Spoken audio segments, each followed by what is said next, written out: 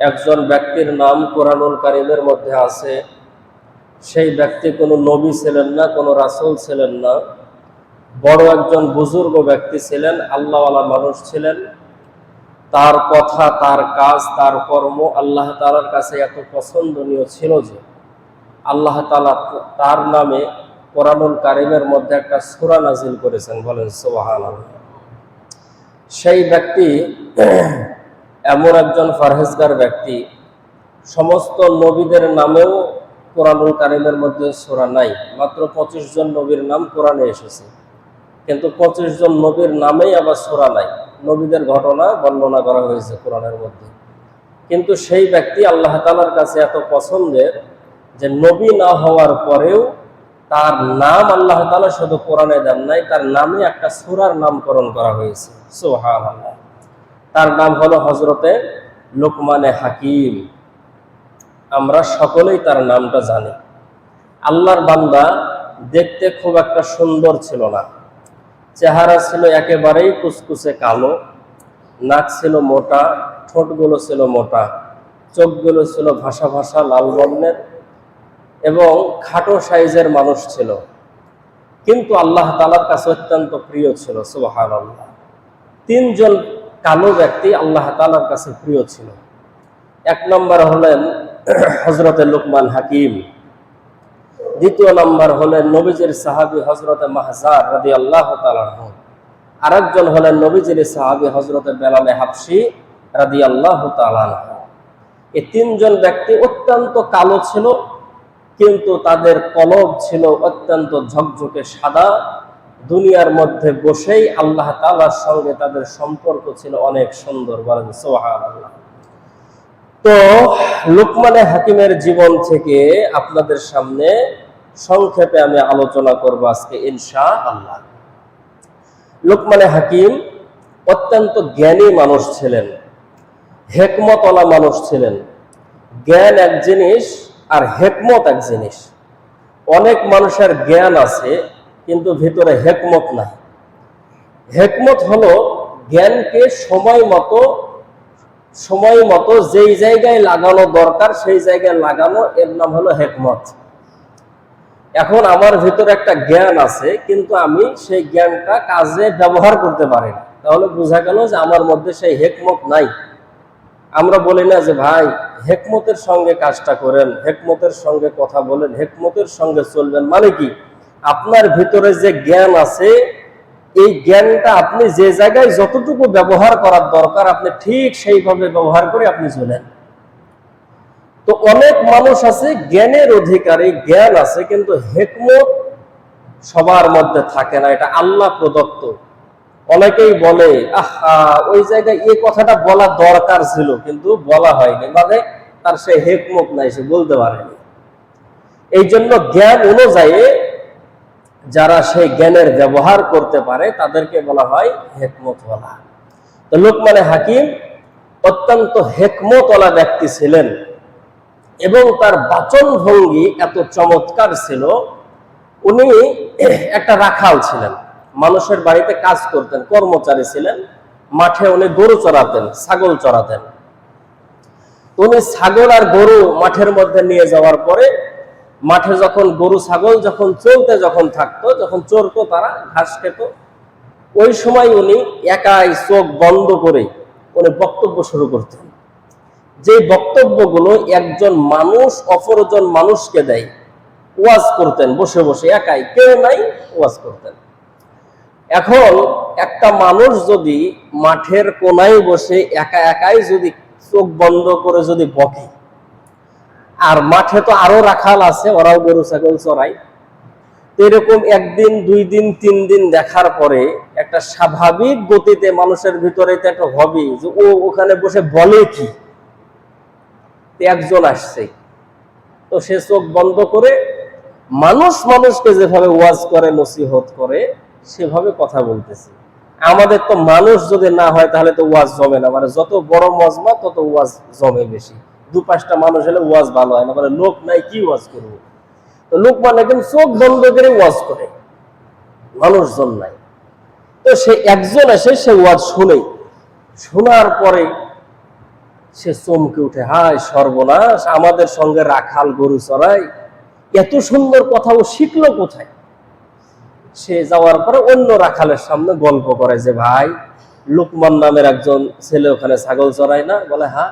বলে এত সুন্দর চমৎকার কথা বলে? বলে তাই নাকি? এখন একজন আসে, দুইজন আসে, 5 জন আসে, 10 জন আসে। এমন একটা সময় এমন অবস্থা হলো যে হাজার হাজার মানুষ ওই মাঠের মধ্যে আসে লুকমান হাকিমের কথা শোনার জন্য। এত সুন্দর তার বাচন ভঙ্গি, এত সুন্দর তার চমৎকার উপস্থাপনা, এত সুন্দর তার কথা বলা। আসে মানুষদেরকে ওয়াজ করে নসিহত। এখন এই কথা চলে গেছে লুকমান হাকিমের যে মালিক, যার সে ছাগল চড়ায়, তার কাছে, যে আপনি কি খবর শুনেছেন যে আপনার বাসার যে রাখাল, তার ওয়াজ শোনার জন্য, তার বয়ান বক্তৃতা শোনার জন্য হাজার হাজার মানুষ ওই মাঠের মধ্যে ভিড় জমায়, এটা কি আপনি জানেন? সে বলল যে আমি তো আমার ব্যবসা বাণিজ্য নিয়ে ব্যস্ত, আমার রাখালের এত সে প্রসিদ্ধ, সবাই চিনে, তার এত গুণ, কিন্তু আমি জানি না। সে যখন সন্ধ্যাবেলা ছাগল নিয়ে বাসায় আসলো, তো তাকে ডাক দিয়ে বলল যে, লোকমান, তোমার খুব সুনাম শুনতেছি মানুষের কাছে, তুমি নাকি খুব জ্ঞানী, খুব হেকমতওয়ালা, খুব সুন্দর কথা বলতে পারো, বয়ান বক্তৃতা খুব ভালো। আচ্ছা বলো তো দেখি, তুমি যাও, এখন যাওয়ার পরে ছাগলের পাল থেকে একটা ছাগল নেবা, আর ছাগল জবাই করবা। জবাই করার পরে ছাগলের শরীরে মধ্যে সব থেকে যেটা দামি যে গোস্তগুলো, তার ভিতর থেকে 2 টুকরা গোস্ত তুমি আমার সামনে উপস্থিত করো। এখন যদি এই কথা আমাদেরকে বলা হতো, তাহলে শরীরের ভিতরে সব থেকে দামি গোস্ত কি? রানের গোস্ত। রানের গোস্ত যদি হয়, তাহলে সামনের রান না পিছনের রান? না কোন গোস্ত? না সিনার গোস্ত, না বুকের হাড্ডি, না কাঠি, না কলজা, না ফেফসা, না কোনটা দামি? উনি গেলেন, জবাই করলেন, 2টা গোস্তের টুকরা উনি তার মালিকের সামনে উপস্থিত করলেন।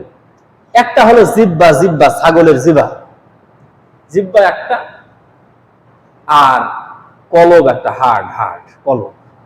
এই 2টা টুকরা উনি নিয়ে এসে দিলেন। সে সময় তার মালিক বললেন যে, যাও তুমি আরেকটা ছাগল জবাই করো। ছাগলের ভিতর থেকে 2টা টুকরা গোস্ত নিবা, যে 2টা টুকরা গোস্ত সব থেকে নিকৃষ্ট, এই 2টা টুকরা গোস্ত তুমি নিয়ে আসবা। উনি গেলেন, ছাগল জবাই করলেন, জবাই করার পরে 2টা টুকরা গোস্ত নিয়ে হাজির করলেন। মালিক আশ্চর্য হলো যে এই 2টা টুকরা গোস্ত ছিল একটা জিহ্বা, একটা হাড়।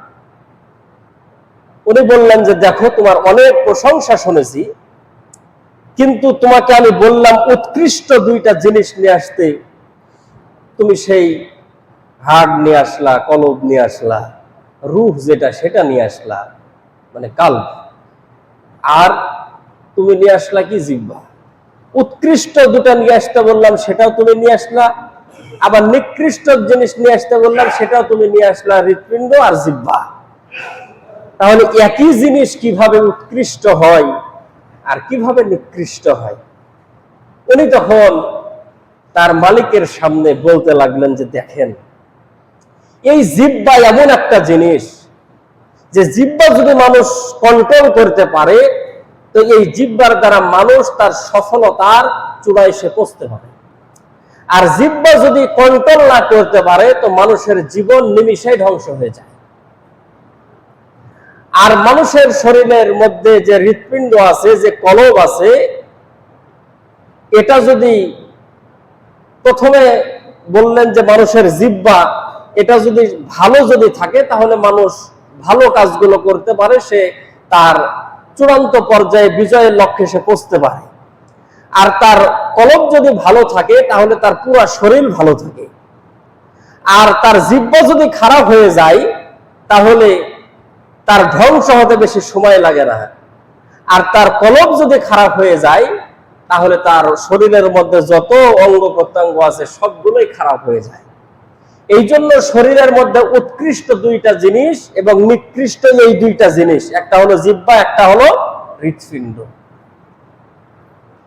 সম্মানিত মুসল্লিন একরাম, এই কথা শোনার পরে তার মালিক চিন্তায় পড়ে গেল, হায় সর্বনাশ, তার ভিতরে এত জ্ঞান আছে, এত হিকমত আছে, এটা আমি জানতে পারলাম না, জানলো কে? অন্যান্য মানুষগুলো। কারণ দামি সম্পদ যার কাছে থাকে সে প্রথমত বুঝার চেষ্টা করে না, বুঝতে পারে না। গত জুমায় আমাদের দেশে যে কয়েক সপ্তাহ ধরে যে একটা বিশৃঙ্খলা চললো, এটা যারা ইমাম হিসাবে প্রতিবাদ করা প্রত্যেকেরই দরকার। কেউ করেছে, কেউ করতে পারে নাই, অবস্থার কারণে, প্রেক্ষাপটের কারণে। যেই সমস্ত ইমামগুলো প্রতিবাদ করেছে, ওই সমস্ত ইমামগুলো আমাদের মতো ছোটখাটো মৌলভী মুন্সি না। ওনারা বাংলাদেশের বড় বড় মসজিদ, যাদের বয়ান বক্তৃতা শোনার জন্য লক্ষাধিক মানুষ মাঠে ময়দানে জমা হয়, শুধুমাত্র কেবলমাত্র জুলুমের বিপক্ষে কথা বলার কারণে যে সমস্ত ছাত্ররা আন্দোলন করতেছিল তাদের পক্ষে কথা বলার কারণে এই সমস্ত ইমামদেরকে মসজিদ কমিটি মসজিদ থেকে অব্যাহতি দিয়েছে, মসজিদের জুমার নামাজ থেকে তাদেরকে নিষেধ করেছে। যে ইমামের বক্তব্য শোনার জন্য হাজারো মানুষ জমায়েত হয় বছরে একটা দিন। আচ্ছা, ওই সমস্ত মুসল্লিদের তকদির কতই না ভালো ছিল যারা ওই ইমামের মুখ থেকে প্রতি জুমায় সেই বক্তব্যগুলো শুনতে পেত। কথা বোঝেন নাই?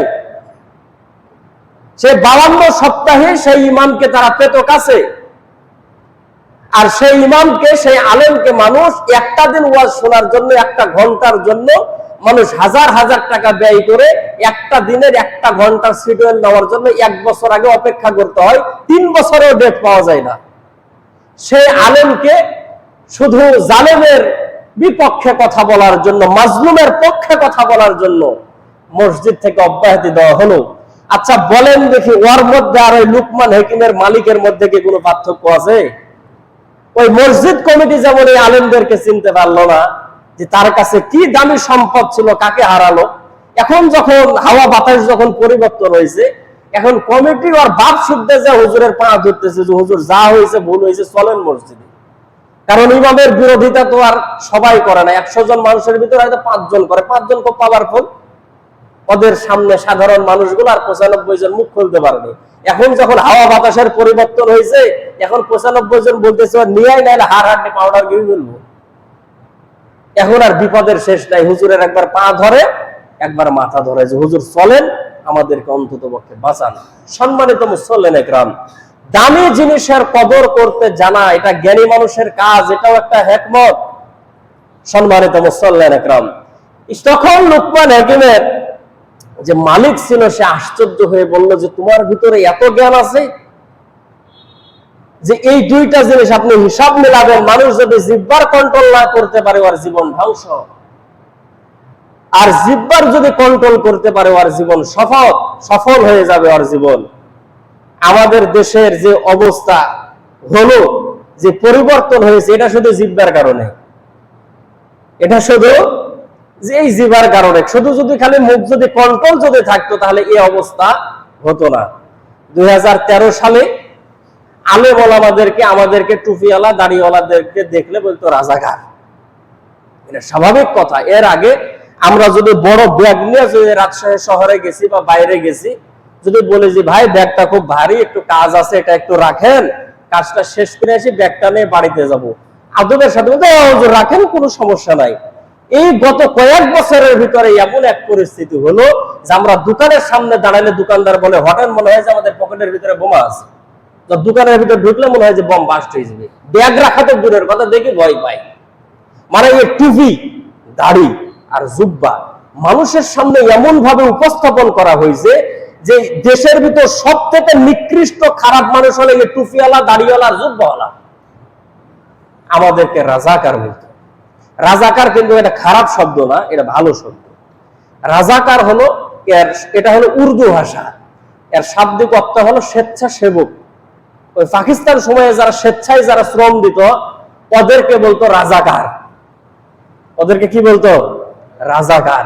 পরবর্তীতে ওরা যখন স্বাধীনতার বিরোধিতা যখন করেছে, এই রাজাকারটা একটা গালিতে এসে দাঁড়াইছে। যেরকম মীর জাফর, এটাকে কোনো গালি না। কিন্তু ওই যে নবাবের সঙ্গে সে বিশ্বাসঘাতকতা করেছে। এখন যদি কোনো মানুষকে বলেন তুই খুব মির্জাফর রে, তো আপনাকে লাঠিলে মারতে হবে, মির্জাফর বললে কেন? মির্জাফরকে গালি? মির্জাফর গালি না, কিন্তু সে মানুষের সঙ্গে বিশ্বাসঘাতকতা করার কারণে এটা গালিতে রূপান্তরিত হয়েছে। ফেরাউন মিশরের তৎকালীন বাদশার উপাধি ছিল ফেরাউন। আমাদের দেশের যেরকম প্রধানমন্ত্রী বলা হয়, যে সর্বোচ্চ ইয়াতে দেশ পরিচালনাতে যে থাকে, সেরকম মিশরের যে দেশ পরিচালনা করতে তাকে বলা হতো ফেরাউন। ওর নাম ছিল রামিসাস। ওই ফেরাউনের নাম ছিল, ওই যে মিশরে যার কঙ্কাল দেহ আছে, ওর নাম ছিল রামিসাস। কিন্তু ওর জুলুমের কারণে এই ফেরাউন এখন গালি হয়ে গেছে। মানুষকে ফেরাউন বললে আপনাকে লাঠি লিয়ে দাবড়াবে, যে ফেরাউন বললে কেন? তো রাজাকার যারা স্বেচ্ছাসেবক ছিল, এই স্বেচ্ছাসেবকের উর্দুটা হলো রাজাকার। আমাদের হুজুরদেরকে বললো রাজাকার। হ্যাঁ, জবান থেকে বাইরে হয়ে গেল এই রাজাকার। এই কথা যে মানুষের জল হয়ে দাঁড়াবে এটা কে জানে? খালি যদি জিবার কন্ট্রোল থাকতো তাহলে কার এই কথা হয়? এই শুধু মুখ থেকে শুধু এই কথা বাইরে করলে, আগে তো শুধু মৌলবি বলতো রাজাকার। প্রাচ্যের অক্সফোর্ড, ঢাকা বিশ্ববিদ্যালয় থেকে শুরু করে এই বাংলাদেশের মধ্যে যত বিশ্ববিদ্যালয় আর কলেজ আছে, খালি স্লোগান তুললো তুমি কে আমি কে, খালি বললো রাজাকার আর রাজাকার। তাহলে শুধু মৌলবীরা রাজাকার না, এখন দেশের সব মানুষের পাইকারি।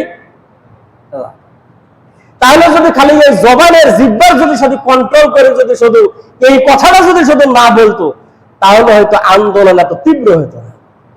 আর একজন মানুষ আর একটা বক্তব্য দিল যে ছাত্ররা যে মাঠে আছে এদেরকে মোকাবেলা করার জন্য এরাই যথেষ্ট। আমি নাম বলবো না।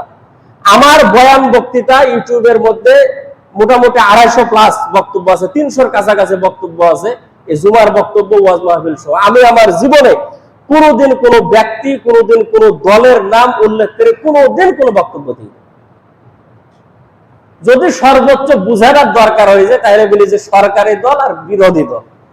তাছাড়া কোনো নাম ধরে আমি কোনোদিন বক্তব্য দিইনি। আপনারা যদি পান তাহলে আমাকে বলেন যে হুজুর আপনি নাম ধরেছেন। কোনো দলের কোনোদিন নাম ধরেনি, কোনো ব্যক্তিরা কোনোদিন নাম ধরেনি যে এই কাজ করেছে।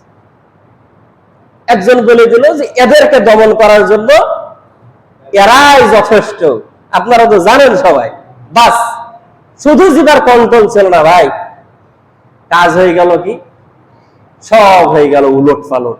সম্মানিত মুসল্লিন একরাম, লম্বা চড়া কথা। এখন লুকমান হাকিমের যে মালিক ছিল সে চিন্তা করলো যে আমার যে গোলাম সে এত হেকমতওয়ালা, তাহলে তো একে দিয়ে আর ছাগল চড়ানো যায় না। সে বলল যে না, আমি ছাগল চড়াবো। এখন সে ছাগল চড়ায়, সে বয়ান বক্তৃতা করে, তার শ্রোতার কোনো অভাব নাই। হাজার হাজার মানুষ তার সামনে আসে। তো একজন মানুষ মাঝখান থেকে ফাট করে দাঁড়ায় বলতেছে যে লুকমান, তুমি কি সেই লুকমান নাকি যে লুকমান মাঠে ছাগল চড়াতো? তুই সেই লুকমানের দেখি এত মোটা মোটা কথা? তো লুকমান আগে মুচকি মুচকি হাসি, বলে মাঠে ছাগল চড়াইতাম মানে এখনো ছাগল চড়াই। আগে চড়াইতাম, আর এখন কি প্রেসিডেন্টের চেয়ারে বসে আছি, আগে চড়াইতাম এখনো চড়াই। তো উনি উনার সম্বন্ধে অনেক কথা বলতে লাগলেন উনাকে রাগানোর জন্য। লুকমান হাকিম বললেন যে দেখো, যে নিজের অতীতকে ভুলে যায় সে কোনো সময় ভালো ব্যক্তি হতে পারে না। আমি লুকমান হাকিম 20 বছর আগে যেমন ছিলাম এখনো তেমন আছি। আল্লাহ যদি হায়াত দেয় 20 বছর পরে এরকমই থাকবো, আমার কোনো পরিবর্তন হবে না ইনশাআল্লাহ। এখন আসেন অত্যন্ত ভালো ব্যক্তি লুকমান হাকিম। উনি ওনার ছেলেদেরকে কিছু ওসিয়ত করলেন, ছেলেদেরকে কিছু পরামর্শ দিলেন, যে পরামর্শগুলো প্রত্যেক বাবার জানার দরকার, প্রত্যেকটা ছেলের জানার দরকার। যার নামে আল্লাহ তাআলা কোরআনুল কারীমের মধ্যে দিলেন সূরা, যার প্রশংসা আল্লাহ তাআলা করলেন কোরআনুল কারীমের মধ্যে। 1 নাম্বার লুকমান হাকিম তার সন্তানদেরকে বললেন, সন্তান লা তুশরিক বিল্লাহ, আল্লাহর সঙ্গে শিরিক করবা না। ইন্না শিরকা লা যুলমুন আযীম, কারণ শিরিক হচ্ছে আল্লাহ তাআলার উপরে বড় জুলুম। আল্লাহ তাআলার সঙ্গে তোমরা শিরিক করবা না। প্রথমত কারণ তোমরা শিরিক ছাড়ো, তোমরা তাওহীদকে ধরো। কেউ যদি শিরিক করে তো আল্লাহ তাআলার উপরে জুলুম করা হয়। এই জুলুম থেকে মানুষ যদি দূরে না যদি সরে আসে, তাহলে আল্লাহ পাক রব্বুল আলামিন তাদের উপরে আযাব এবং গজব নাজিল করেন। এই জন্য শিরিক করবো না। শিরিকের ব্যাপারে আপনাদের সামনে আমি অনেক জুমায় অনেক ভাবে বোঝানোর চেষ্টা করেছি, ছোট শিরিক বড় শিরিক বোঝানোর চেষ্টা করেছি। এখন একটা শিরিকের আবির্ভাব হয়েছে, যে আবির্ভাব হয়েছে 5 আগস্টের পর থেকে, যে আন্দোলনের মাধ্যমে যে পতন হয়েছে, এই জন্য কিছু মানুষ এখন বলতেছে যে সকল ক্ষমতার উৎস জনগণ। এই কথাটাও শিরিক। কথাটা বুঝেন নাই? যে সকল ক্ষমতার উৎস কে? সকল ক্ষমতার উৎস আল্লাহ। এই বিজয় কে দান করেছেন? আল্লাহ তাআলা দান করেছেন। এই হেডম দেখানোর দরকার নাই যে আমাদের কারণে মানুষ এই বিজয় অর্জন করেছে, না, চেষ্টা করার দায়িত্ব মানুষের, সফলতা দেওয়ার দায়িত্ব কার? আল্লাহর। এই জন্য এ সময় আবেগের বশবর্তী হয়ে একেবারে আনন্দের সাথে আত্মহারা হয়ে এই কথা না বলা যে সকল ক্ষমতার উৎস জনগণ, এই কথা বলা যাবে না। সকল ক্ষমতার উৎস হচ্ছে আল্লাহ তাআলা। এটা চূড়ান্ত শিরিক কথা যে সকল ক্ষমতার উৎস জনগণ। এটা যদি কোনো নেতার বক্তব্যের অংশ যদি হয়ে থাকে তাহলে প্রত্যাহার করতে হবে যে এই কথা কোন সভ্য মানুষ, কোন মুসলিম এই কথা বলতে পারে না, কারণ সকল ক্ষমতার উৎস একমাত্র আল্লাহ তাআলা। দ্বিতীয় নাম্বার হলো, সংক্ষেপে বলে দিই, সময় তো দৌড়াই, ঘড়ির কাঁটা ঘুরে। দ্বিতীয় নাম্বার হলো যে মা বাবার খেদমত করা। সন্তানদেরকে কে নসিহত করে? বাবা নসিহত করে। লোকমান হাকিম বলে, বাবা লা তুশরিক বিল্লাহ, আল্লাহর সঙ্গে কোনো সময় শিরিক করবা না। তারপরে বললেন যে উকুকুল ওয়ালিদাইন, পিতামাতার সঙ্গে নাফরমানি করবা না, পিতামাতার খেদমত করবা, পিতামাতার অবাধ্য হবা না। মা বাবা যদি বেঁচে থাকে খেদমত করবা, মা বাবা যদি মারা যায় মা বাবার জন্য হাত তুলে দোয়া করবা, রব্বির হামহুমা কামা রব্বায়ানি সাগীরা। এটা হলো নেককার সন্তানের কাজ। বাবা সন্তানকে শিক্ষা দেয়। সুবহানাল্লাহ বলেন। আমি কি আমার বেটার জীবনে বললাম? আপনি কি আপনার ছেলে কোনোদিন বলেছেন যে বাবা শিরিক করো না? জীবনে বললেন যে বাবা মা বাবার খেদমত করতে হবে? কারণ ওই ছেলে তো দেখেছে যে আপনি বাপ আর দাদির সাথে কি ব্যবহার করেছেন, ও তো শিখে ফেলেছে যে কি ব্যবহার আপনি করেছেন। আপনি আপনার মায়ের সঙ্গে বাবার সঙ্গে যে আচরণ করেছেন ওটার শিক্ষা নিয়েছে আপনার সন্তান, ঠিক আপনার সঙ্গে ওই ব্যবহার আপনার সঙ্গে করবে। এটা হলো চিরসত্য কথা। অতএব মা বাবার সঙ্গে ভালো ব্যবহার করা, এটা হলো বাবা সন্তানকে শিক্ষা দেবেন। আমাদের এক উস্তাদ বলতেন যে আমি যখন বাসাতে আমার মায়ের টাকা পয়সার প্রয়োজন হয়, বাবার টাকা পয়সার প্রয়োজন হয়, আমি তো দিই, কিন্তু কিছু টাকা আমি আমার স্ত্রীকে দেই, যে তুমি নাও আমার মায়ের কাছে দাও। আমি কিছু টাকা আমার সন্তানকে দেই, যে টাকা নাও তোমার দাদিকে দিয়ে আসো, এটা তোমার দাদাকে দাও। কিছু খাবার আমি আমার সন্তানের সামনে, আমি আমার মায়ের মুখে তুলে দেই, খাওয়ায় দেই। আমি আমার সন্তানকে বুঝাতে চাই যে বাবা টাকা পয়সা তুমি যখন অর্জন করবে আমি তখন বৃদ্ধ হয়ে যাব, তখন তুমি তোমার সন্তানের হাত দিয়ে আমার কাছে কিছু টাকা পয়সা পাঠায়ো, কারণ এটা সন্তানের দায়িত্ব। আমি আমার মায়ের মুখে খাবার তুলে দিয়ে আমি আমার সন্তানকে বোঝাই যে বাবা মা বাবা যখন বৃদ্ধ হয়ে যাবে তো সন্তানের দায়িত্ব হলো মা বাবার মুখে এভাবে খাবার তুলে দাও। আপনি জীবনে আপনার মায়ের মুখে এক লোকমা খানা তুলে দিয়েছেন, এটা আপনার বেটা দেখেছে, আপনার বেটি দেখেছে? তাহলে শিখবে কিভাবে আপনার সন্তানগুলো? আমার সন্তানগুলো শিখবে কিভাবে? বলেন। নেককার সন্তানের কাজ কি? নেককার সন্তানের কাজ হলো মা বাবা যখন বেঁচে থাকবে তখন মা বাবার জন্য খেদমত করা, আর মা বাবা যখন মারা যাবে তখন মা বাবার জন্য দোয়া করা। নেককার ছেলে মেয়ের কাজ এটা না যে মা বাবা যখন মারা যাবে তাদের মূর্তি আর ছবি রাস্তার মোড়ে মোড়ে টাঙ্গায় দেওয়া। এটা কি নেককার সন্তানের কাজ? এই আন্দোলন আমাদের দেশের আলেম ওলামারা করে কি অপরাধ করলো? আমাদের দেশের হক্কানে আলেম ওলামারা বললো যে শোনেন মাননীয় প্রধানমন্ত্রী, বাবার আজকে মূর্তি বানাচ্ছেন, ক্ষমতার যদি কোনো সময় পরিবর্তন হয় এই মূর্তি দেশের জনগণ ভেঙে ফেলবে, এই দেশের জনগণ এই মূর্তি রাখবে না। আপনি আপনার বাবার নামে একটা বড় মিনার বানান, 120 ফিট উঁচু করে একটা মিনার বানান, আর পাশের কোন বড় মাদ্রাসা থেকে সেই মিনারের মধ্যে আপনি মাইকের আজানের আপনি মাইক গুলো লাগায় দেন, 5 ওয়াক্ত আজানের আওয়াজ সেই মিনারা দিয়ে উঠবে, আর সবকে জারি আপনার বাবার কবরের মধ্যে যাবে। অপরাধ হয়ে গেল, মৌলবি 3 বছর রিমান্ডে ছিল। দেশের অবস্থা কি হলো এখন বলেন? এই প্রত্যন্ত অঞ্চল থেকে শুরু করে একেবারে রাজধানী পর্যন্ত একটা মাথা আছে, কোটি কোটি টাকা নষ্ট হয়েছে। আমাকে একজন বলল যে হুজুর দেশের মধ্যে যে লুটতারাজ হলো, গণভবনের মান পর্যন্ত ছিল না, সোনাপোড়া সব বাইরে দিল্লি চলে আসলো। যে লুটতারাজ হলো, যে অন্যায় হলো, এগুলো দেশের ক্ষতিপূরণ, যে ক্ষতি হলো, এগুলোর হবে উন্নতি হবে আর কত বছর লাগবে? আমি শুধু বললাম যে কাকা, এই একদিনের লুটপাট আপনার চোখে ধরা পড়ে গেল খালি মিডিয়ার কারণে। 15 বছর যে লুটপাট হলো কাকা, তখন তো আপনি এই কথা বলেন নেই, তখন আপনি কাঁপতে বেরিয়েছিলেন। একদিনের লুটপাট আপনার চোখে পড়ে গেল। এই লুটপাট আমি সমর্থন করতেছি তা না, কিন্তু এটা মিডিয়ার কারণে আমাদের চোখে পড়ে, এই জন্য আমার মাথায় বাঁধলো, আমার বিবেক বললো যে না, গণভবন থেকে শাড়ি বাইর করলে কেন চলে আসলো, সোপালিয়া কেন চলে আসলো, রাজশাহী সিটি কর্পোরেশন থেকে এই কম্পিউটার গুলো কেন নিল, রাজশাহী চিড়িয়াখানার হরিণ একটাও নাই, সব গোষ্ঠীর গায়ে নিয়েছে। চিন্তা করা যায়? তাহলে এই দুর্নীতি আপনার চোখে বাঁধলো, কিন্তু বিগত 15 বছরের দুর্নীতি আপনার চোখে বাঁধলেও আপনি মুখ দিয়া বলতে পারেননি। সম্মানিত মুসল্লিন একরাম, এই জন্য খেয়াল করা, যত কোটি কোটি টাকা নষ্ট হয়েছিল এই মূর্তিগুলো নির্মাণ করার জন্য, মূর্তিগুলো বানানোর জন্য, আজকে কত টাকা নষ্ট হলো। আর বিভিন্ন দিবস আসলে কত কোটি টাকার ফুল যে যেত সেই মূর্তির তলায়, সেটা আল্লাহ তাআলাই ভালো জানেন। তাহলে নেককার সন্তানের কাজ কি বললাম? নেককার সন্তানের কাজ হলো ভালো কাজ করা, মা বাবা বেঁচে থাকলে খেদমত করা, আর মা বাবা যদি মারা যায় তাহলে মা বাবার জন্য দোয়া করা। আর সন্তানের এমন কোন কাজ দুনিয়াতে না করা যার কারণে মা বাবা বেঁচে থাকলে গালি খাবে, মারা গেলে অভিশাপ দিবে, এরকম কোন কাজ সন্তান না করা। আমি এমন কাজ করলাম যে আমার কারণে আমার বাপে গালি দেয়, আমার কারণে আমার মাকে গালি দেয়, আমার কারণে আমার বংশের লোককে মানুষ গালি দেয়, তাহলে আমি কি বংশের সুসন্তান না কুসন্তান? কুসন্তান। তাহলে এমন সন্তান হওয়া দরকার যাতে করে মানুষ বলে না রে অমুকের বেটা খুব ভালো, অমুকের মেয়েটা খুব ভালো। তাহলে হ্যাঁ, এই কথাটুকু আমার মা বাবার জন্য দোয়া হবে। সম্মানিত মুসল্লিরা, এরকম নেককার সন্তান হওয়ার মতো আল্লাহ তাআলা তাওফিক দান করুন, বলেন আমিন। 3 নম্বর ওসিয়ত হলো ওয়াত্তাকুল্লাহ।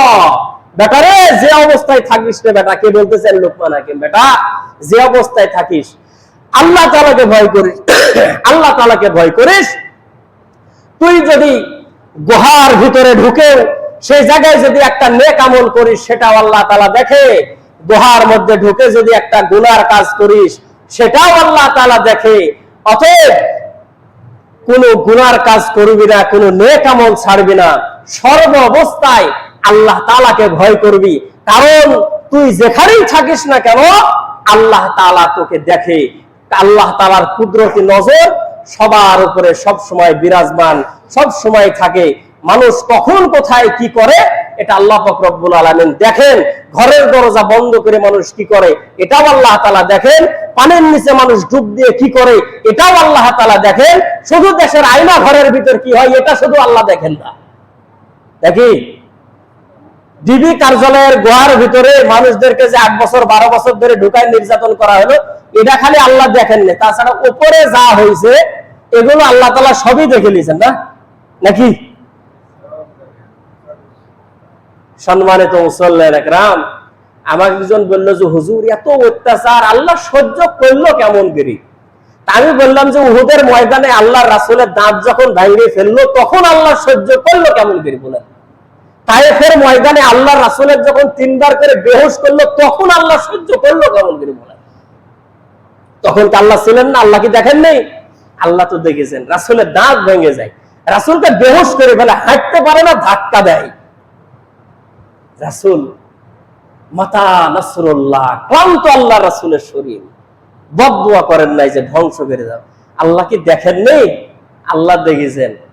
জালেমদেরকে কি ধ্বংস করেননি? আল্লাহ করেছেন। রাসূলকে বললেন যে রাসূল একটু ধৈর্য ধারণ করেন, বিজয় আপনাদেরকেই দেব। যারা জুলুম করতেছে ওদের নাম নিশানা দুনিয়ার মধ্যে থাকবে। সম্মানিত মুসল্লিরা ইকরাম, তাহলে মানুষ যেখানে যে কাজ করে সব কিছু আল্লাহ দেখে কি দেখে না? যত অন্যায় হয়েছে, অবিচার হয়েছে, সবগুলোই আল্লাহ তাআলার কাছে আছেন। আল্লাহ পাক রব্বুল আলামিন এগুলোর বিচার দুনিয়ার মধ্যে, আমি গত জুমাতেই বলেছিলাম যে জুলুমের বিচার আখিরাতে তো হবেই হবে, দুনিয়ার মধ্যেও হবে, কোনো সন্দেহ নাই, হবেই হবে ইনশাআল্লাহ। 4 নম্বর হলো সন্তানকে বলতেছেন যে নামাজ কায়েম করো বেটা, আকিমুস সালাত, নামাজ কায়েম করো। আমি আমার ছেলেকে কোনোদিন বললাম না যে বাবা নামাজ পড়তে হবে। কেন বললেন না? কেন সন্তানকে মসজিদে নিয়ে আসলেন না? ছোট্ট বাচ্চা যাদের 7 বছর বয়স নিয়ে আসবেন মসজিদে। এর কম বয়সে অনেক সময় বাচ্চা আসে, আসরের সময় মাগরিবের সময় চিল্লাচিল্লি করে আমাদের মসজিদে, আমি নামাজ পড়ালে আমি শুনতে পাই। তবে আমার কাছে অত ডিস্টার্ব মনে হয় না, যত ডিস্টার্ব মনে হয় যে নামাজের ভিতর মোবাইলের রিংটোন বাজলে আমার মনোযোগই নষ্ট হয়ে যাবে, যে নামাজ উলট পালট হয়ে যাবে। নামাজের ভিতর কেড়ে বাজে কি অবস্থা! একটু ঘোষ নাই যে মসজিদে ঢুকলাম একটু মোবাইলটা বন্ধ করে দিই। ছোট্ট বাচ্চা কথাবার্তা বলতে পারে, আমার অত ডিস্টার্ব মনে হয় না, কষ্ট হলেও না।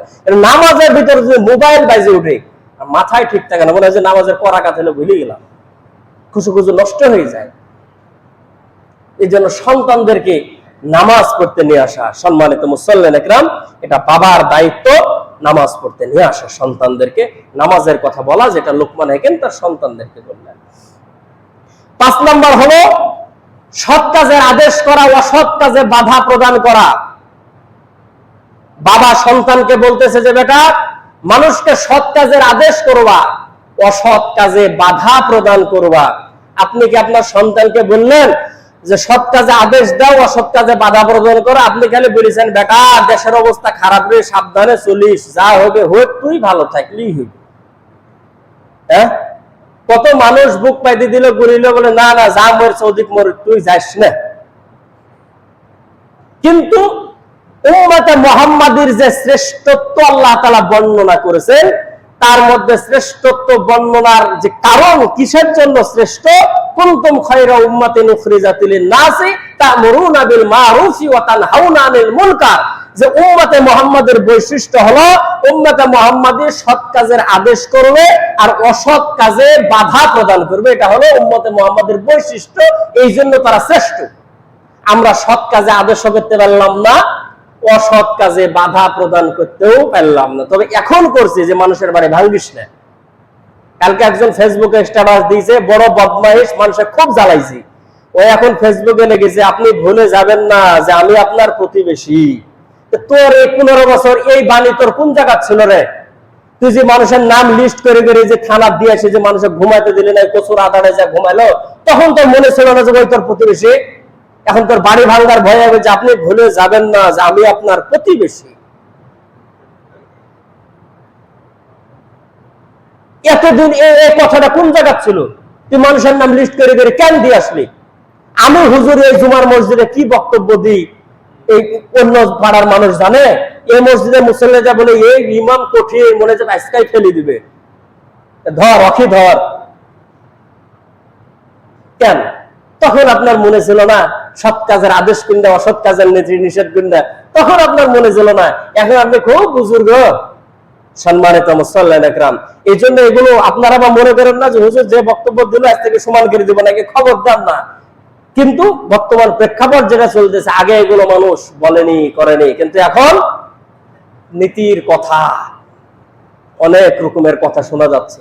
এজন্য বাবা হিসাবে সন্তানকে বলবেন যে বাবা যেখানে হক সেখানে হক কথা বলবা, যেখানে হকের বিপক্ষে আওয়াজ উঠতেছে বাবারে সেখানে তুমি বাধা প্রদান করবা। তবে আগে যে অবস্থা ছিল, আমাদের বাধা প্রদান করার মতো পজিশন ছিল না।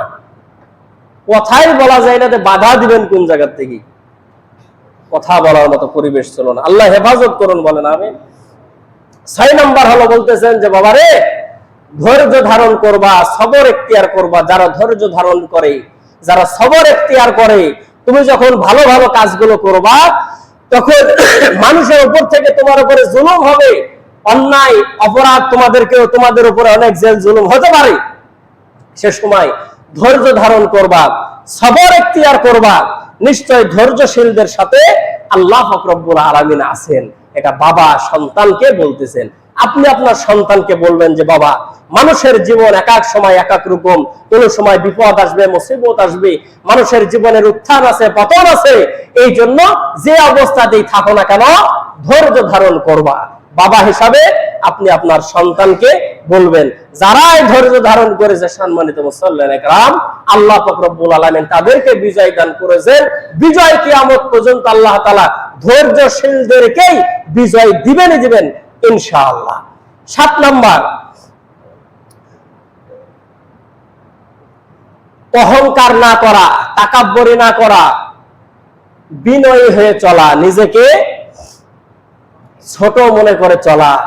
আজকে অহংকার আমাদের দেশের মধ্যে কি অবস্থা, মানুষের মধ্যে অহংকার, শুধু ক্ষমতার অহংকার না, টাকার অহংকার, পোশাকের অহংকার, চেহারার অহংকার, এক এক জনের এক এক রকমের অহংকার ছিল।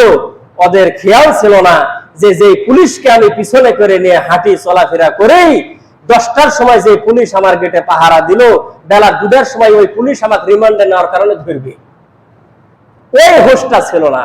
দাপটের সাথে চলেছে, তাকাব্বরের সাথে চলেছে, অহংকারের সাথে চলেছে। অহংকার হলো সমস্ত পতনের মূল। বাবা সন্তানকে বলতেছেন, বেটা নিজেকে সবসময় ছোট মনে করবা, অহংকার করে কোনো সময় চলবা না। 8 নাম্বার হলো মানুষকে অবজ্ঞা করবা না, মানুষকে খাটো মনে করবা না, ছোট মনে করবা না, মানুষকে সম্মান দিয়ে কথা বলবা। বড়দের সম্মান ছিল বড় মানুষের ধরে গালে চড়মুখ থাপ্পড় মেরে ফেলে দিল। বড় মানুষের সম্মান ছিল কনস্টেবল, এসএসসি পাস করে চাকরি পাইছে, ঢাকা বিশ্ববিদ্যালয়ের শিক্ষকের ধরে মারল, আর কি কলজা কম বড়। ব্যারিস্টার বক্তব্য দিছে, কোন ব্যারিস্টারের আমি বলবো না, এক ব্যারিস্টার বক্তব্য দিছে, ওই যে মাইকে তার কাটি দিল প্লাস দিয়ে। তো ব্যারিস্টার বললো যে চাকরির বয়স কতদিন বাবা, তোর মতো কত পুলিশের অফিসার আমি যখন মন্ত্রী ছিলাম আমার পিছনে পাহারা দিত, আর তুই মাইকে তার কাটি দিলি। মানুষকে অবজ্ঞা না করা, মানুষদেরকে ছোট মনে না করা, খাটো মনে না করা, এটা প্রতিটা ক্ষেত্রে আপনি আপনার সমাজে যে সমস্ত বড় মানুষগুলো আছে তাদেরকে আপনি সম্মান করবেন, শ্রদ্ধা করবেন, ভক্তি করবেন। আগে মানুষ সিগারেট খাইতো, লুকায় লুকায় খাইতো, বড় মানুষের সামনে টানতো না। এখন বড় মানুষ কি ছোট মানুষ কি, আব্বাকে বলছে কাকা লাইট দাও ধরাই, কোনো সম্মান নাই। মোড়ে যদি বড় মানুষ যদি বেরিয়েছে, আশেপাশে দিয়ে কোনো ছোট ছেলে পেলে হাটে রয়েছে না, মুরব্বীরা এখানে আছে, আর এখন যাবেন হুজুর একটু সরেন, একটু বসতে দেন, কাকা একটু চাপি বসেন, বলছে কাকা একটু চাপি বসেন, মানে চা খেতে হবে এখন। এটা আছে সম্মান, শ্রদ্ধা নাই। এটা আপনার সন্তানকে আপনি শিক্ষা দেবেন যে বাবা কাউকে খাটো মনে করবে না, কাউকে কোনো সময় অবজ্ঞা করে কোনো সময় চলবে না। 9 নম্বর হলো সন্তানকে বলতেছেন যে বাবা উঁচু আওয়াজে কথা বলবা না, ছোট ছোট আওয়াজে কথা বলবা। বাপ ছেলেকে শিখায় যে কিভাবে কথা বলতে হয়, ছোট ছোট আওয়াজে কথা বলবা, মানুষের সঙ্গে বড় আওয়াজে কথা বলবা না, জমিনের উপরে খুব বুক ফোলায় দাপটের সাথে হাঁটবা না, মানুষের সঙ্গে গলা উঁচু করে কথা বলবা না, আদবের সাথে কথা বলবা। কথা বলার আগে মানুষকে সালাম দিবা, সালাম দিয়ে মানুষের সঙ্গে কথা বলবা। আগে হবে সালাম, তারপরে হবে কালাম। আজকে সালাম নাই, মসজিদের ইমামকে দেখলেও ঘুষ ঘুষ করে চলে এসে, বুঝায় মুশকিল যে এ পাড়ার না ওই পাড়া, মাঝখানে একটা পাড়া আছে না, ওই মরে যাওয়ার আগে, এখন এ পাড়ার মানুষ না ও পাড়ার মানুষ, বুঝায় মুশকিল। তাহলে আচ্ছা বলেন দেখি, মানুষ অন্য কাউকে সালাম দেয় বা না দেয়, মসজিদের ইমাম একটা অন্তত পক্ষে সালাম দেয় নাকি? ইমাম মুয়াজ্জিন হুজুর দেখলে তো সালাম অন্তত পক্ষে দেয়, হেঁটুর ওপর কাপড় থাকলে হাঁকা ভাগা করে নাম হয় সালাম দেয়, থাকে দেয় তো সালাম দেয়। আর কোন মানুষ যদি ইমামে কি সালাম না দেয়, মুয়াজ্জিনে কি সালাম না দেয়, তাহলে ভাই আর বাপে সালাম দিবে? প্রশ্নই ওঠে না, প্রশ্নই ওঠে না।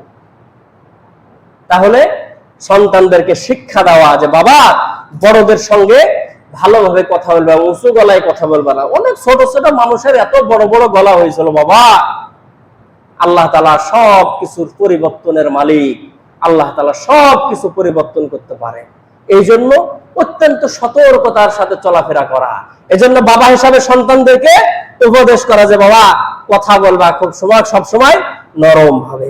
10 নম্বর হলো মধ্যপন্থা অবলম্বন করে চলবা, মধ্যপন্থা অবলম্বন করবা। তোমার যেরকম কিম্মত, কিম্মত অনুযায়ী কদর, মানে তোমার যেমন পজিশন সে অনুযায়ী তুমি চলাফেরা করবা।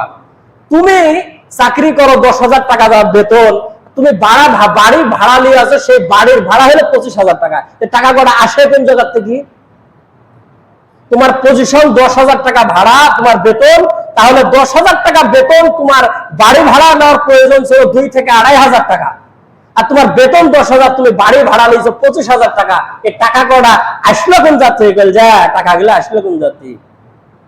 তুমি পিওনের চাকরি করে, আর ওর বেটা পড়ে এমন স্কুলে মাসে দিতে হয় 1 লাখ টাকা ফি। টাইগলাইন মধ্যপন্থা অবলম্বন করে চলতে হতো। বাপ করতো গামছার ব্যবসা, আর এখন ঢাকা শহরে 10 তলা বিল্ডিং। মধ্যপন্থা অবলম্বন করে চলতে হবে প্রত্যেককে, সবাইকে। আপনার যেরকম কিম্মত সেও যে আপনাকে চলতে হবে। অনেক মানুষ ছিল লক্ষ টাকা দামের শার্ট গায়ে দিয়েছে, আমাদের দেশেরই এমপি মন্ত্রী ছিল, লক্ষ এক একটা শার্টের পিসের দাম, এটা আমি পেপারে পড়েছি, যে 1 লাখ টাকার কম নয়, কয়েক লক্ষ টাকা, 5 লাখ 7 লাখ টাকায় একটা শার্টের পিসের দাম। একটা শার্টের কাপড় কয় হাত লম্বা হয় বলেন? এটা জুব্বা করতেও তো আমাদের 4 গজ কাপড় লাগে, এত বড় কাপড় তো শার্ট করতে লাগে না। 4 গজ কাপড় মানে শার্ট প্যান্ট সম্ভব হয়ে যাবে। একটা শার্ট গায়ে দিত কয়েক লক্ষ টাকা দামের কাপড়, এখন জেলে আছে বেচারি। ওই শার্ট যে কবে থেকে গায়ে দেয়, পিছন দিকে স্প্রিং ধরে গেছে, ক্যালেন্ডার করাবার হয় না। এই জন্য সম্মানিত মুসল্লিয়ান একরাম, মধ্যপন্থা অবলম্বন করে যদি আমরা চলতে পারি, এর মধ্যে সফলতা দিবেন কে? আল্লাহ পাক রব্বুল আলামিন। সম্মানিত মুসল্লিয়ান একরাম, আপনাদেরকে নির্ধারিত সময়ের মধ্যে পার হয়ে গেছে কয় মিনিট, নির্ধারিত সময়ের মধ্যে যে কথাটা বোঝাতে চাইলাম, যে একটা, এটা আমার কথা না, এটা সূরা লুকমান করবেন আর ঘটাঘট সবগুলো পাই যাবেন। বাড়ির যায় একটু কোরআনুল কারীমটা একটু খুলে একটু পড়ে দেখেন যে হুজুর যেটা বললো এটাকে নিজের মন মতন বললো না, এটা আছে। সূরা লুকমান খুলবেন আর একটু পড়ে দেখবেন যে বাপ হিসাবে বেটা কি কি ওসিয়ত আর নসিহত গুলো করেছে, আর আমরা বাপ হিসাবে কি সন্তানদেরকে বলতেছি, একটু হিসাব করে একটু মিলাই দেখেন। সিরাজগঞ্জে যাচ্ছি, ঢাকাত যাব, ওই যার তো পায়খানা বসা তো যায় না, দাঁড়ায় থেকে পেশাব করার সব সিস্টেম করে দিয়েছে, বসা যায় না। আমরা মৌলবীরা পড়ে বিপদে, এখন ওই পেশাব করার জন্য ওই পায়খানার ভিতরে ঢেকেছি।